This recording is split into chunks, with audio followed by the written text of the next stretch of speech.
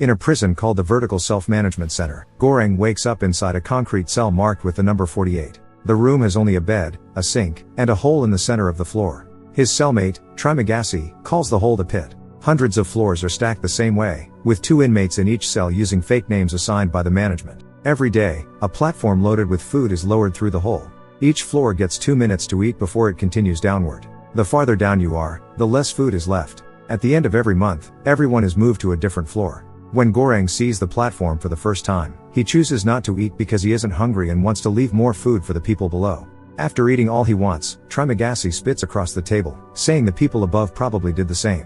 Goreng tries to save an apple for later, but as soon as the platform leaves, the room becomes unbearably hot. Trimagasi explains that keeping food is forbidden. Goreng must throw the apple away or they'll both burn alive. This reminds Goreng of the interview before he entered the prison, where he signed a document agreeing that he couldn't leave until his sentence ended. Every prisoner is allowed to bring one personal item. Goreng chose a copy of Don Quixote. He entered the prison voluntarily and agreed to stay for 6 months in exchange for an accredited diploma. The following day, Goreng refuses to eat again when the platform arrives, and Trimagasi says being on floor 48 is wasted on him. Goreng asks about Trimagasi's past, and Trimagasi says it all began with a television commercial. He bought a special knife he saw advertised, but only a few days later another ad promoted an even better version. Furious, he threw his television out the window, killing a man walking below.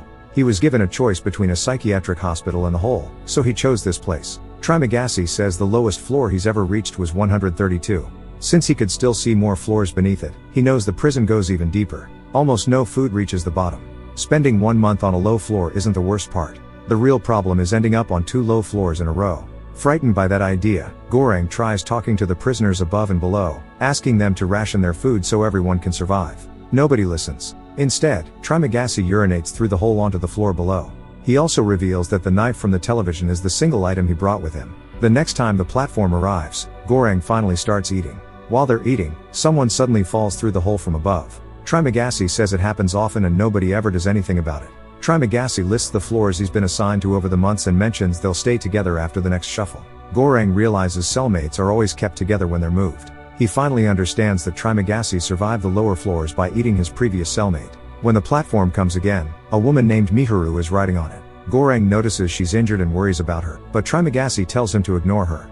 Miharu rides the platform once every month searching for her missing child. She kills every cellmate she's assigned so she has a better chance of being placed with her child the following month. The man they saw falling earlier was probably one of her victims. Trimagasi adds that, unlike Miharu, he never killed anyone. He only ate the bodies that landed on his floor. As the platform reaches the next level, the prisoners there try to take advantage of Miharu. Goreng shouts for them to leave her alone, but she handles them herself, killing them before climbing back onto the platform. At the end of the month, sleeping gas fills every cell, and all the prisoners are moved to new floors. When Goreng wakes up, he's tied to his bed on floor 171. Trimagasi explains that he tied him up because Goreng is younger and stronger, so this is the only way he can protect himself. Screams echo through the prison as everyone reacts to their new floors. When the platform arrives, nothing is left to eat. 8 days later, Trimagasi says it's finally time for him to get some food.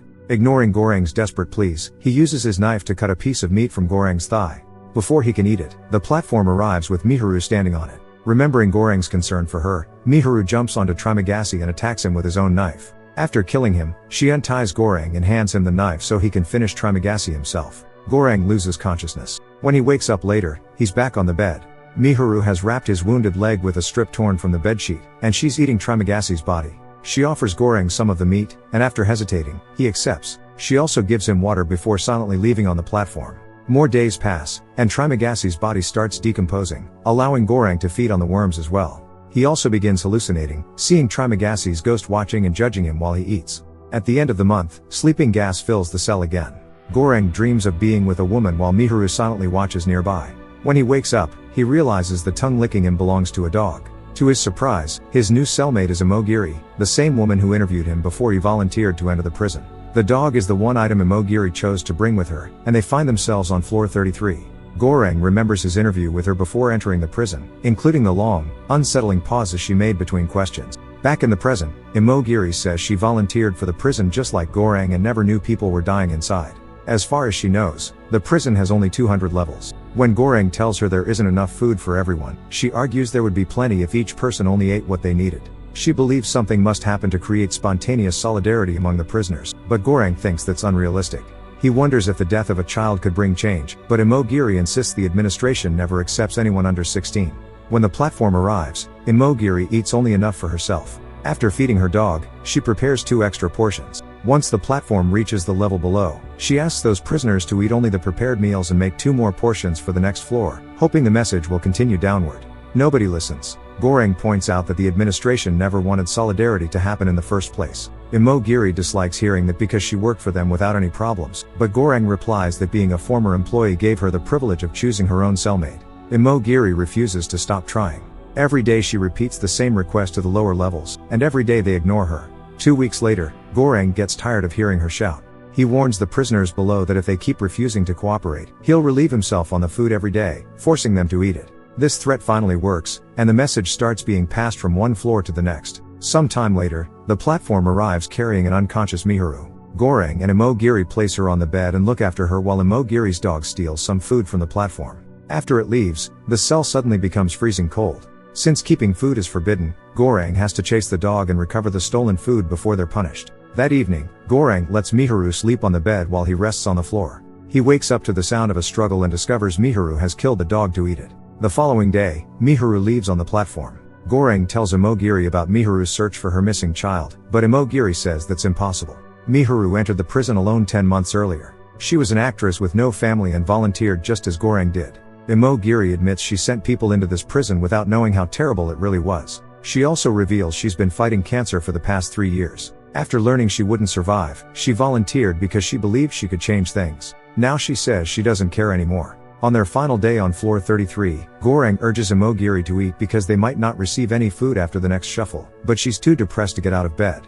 The next morning, Goreng wakes up on floor 202, proving there are more levels than Imogiri believed. The discovery was too much for her, and she used the bedsheets to take her own life. At that moment, Trimagasi's ghost appears again and asks if Goreng plans to eat his new friend. This time Imogiri and her dog also appear, urging him to feed on her body. Goreng does everything he can to ignore the hallucinations. He keeps himself occupied by tearing pages from Don Quixote and eating them to fool his stomach. He also uses a broken piece of a plate to mark the passing days on the wall. Eventually, the hunger becomes unbearable. Goreng finally begins eating Imogiri's body while Trimagasi tells him exactly where to cut. Some time later, the monthly shuffle arrives again. Goreng wakes up on floor 6 and is relieved. He sees Miharu on the other bed rushing toward him with a knife, but it turns out to be only a dream. His real cellmate is Baharat, whose chosen item is a rope. Baharat is excited because he believes he can climb all the way to the top from such a high floor. He asks the prisoners on floor 5 to help him. The couple above first mocks him, then agrees to grab the rope. As Baharat climbs, the woman pulls down her pants and defecates on his face. Shocked, Baharat loses his grip and falls. Goreng catches him before he crashes, but the rope disappears down the hole. When the platform arrives, they eat while listening to the couple on floor 5 having sex above them. As the days pass, Trimagasi and Imogiri's hallucinations return. Trimagasi tells Goreng he's almost finished because only 1 month remains. Imogiri reminds him that change never happens on its own. That gives Goreng an idea. He asks Baharat to help him. They should ride the platform carrying whatever weapons they can make and force every floor to ration the food so everyone gets something. Goreng counted the platform's travel time while he was on floor 202 and estimates there are about 250 levels, making the plan possible. Baharat agrees. Together they break apart a bed and sharpen the metal pieces into weapons. They climb onto the platform and ride it to floor 7. Goreng says they can't let the prisoners there take any food. Those people already ate yesterday and will eat again tomorrow. They should only begin handing out meals after floor 50, where the real shortages begin. Baharat hesitates because the prisoners on this floor are the same people who helped him climb weeks earlier. But when the old man suddenly turns hostile, Baharat understands Goreng's point and joins him in keeping everyone away from the food. They continue moving downward, threatening each floor so nobody touches the meals. After passing several more levels, Baharat is surprised to meet Brambang, an elderly man he deeply respects. Brambang supports what they're trying to do, but he says the administration has no conscience and won't care whether they succeed. The workers on level 0 might care, though, so they need a symbol to send. Goreng and Baharat choose the panna cotta. Since it's such an expensive dessert, they believe it will make a strong impression if it reaches the bottom untouched. They continue their journey, protecting the panna cotta while forcing each floor to leave the food alone. Once they reach floor 50, Goreng and Baharat begin handing out portions of food. The prisoners there gratefully accept the rations. On floor 97, they find a sick old man and a mentally disabled boy. Goreng tries to give the old man some soup, but the boy tells him not to bother because he plans to kill the old man later and eat him anyway. The next floor contains only a dead body. Goreng guesses this is the floor where Miharu woke up. Since nobody alive is there, the platform doesn't stop, making Goreng realize his estimate was wrong and the prison has more than 250 levels. On the following floor, they find two men attacking Miharu. One is armed with a sword, while the other is large and heavily built. Goreng and Baharat jump in to help her, but the fight is difficult. Baharat defeats his opponent first, then helps Goreng kill the larger man. By then, however, Miharu has already died. Goreng wants to stay with her, but Baharat pulls him back onto the platform before it leaves without them. They continue descending, handing out food wherever they find living prisoners, although many floors contain only dead bodies. Eventually, the platform reaches floor 333, which appears to be the final level.